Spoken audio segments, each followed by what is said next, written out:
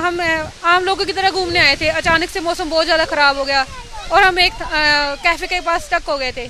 अचानक से एसडीआरएफ ने हमको आए और हमें रेस्क्यू किया। अचानक से मौसम बहुत ज़्यादा ख़राब हो गया।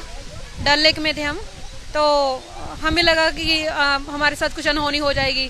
सो फॉर गॉड से एक एसडीआरएफ आई, उन्होंने हमें बचा लिया।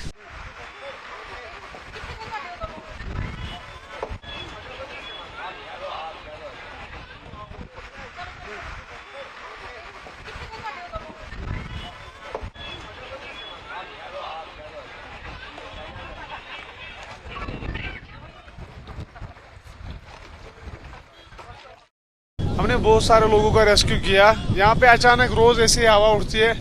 हम 24/7 ड्यूटी पे तैनात रहते हैं। जब भी यहाँ पे कोई हवा या आंधी आती है, उस टाइम हम अपने जवानों को लेके बोट में उन सब का रेस्क्यू करते हैं। हमारा काम रहता है कि हर एक टूरिस्ट सेफ अपनी अपनी जगह पे पहुंचे। तो ये बताइए कितने भी आपने टूरिस्ट को रेस्क्यू किया? हमने लगभग 30-40 टूरिस्ट का रेस्क्यू किया, लगभग 10-12 शिकारा का।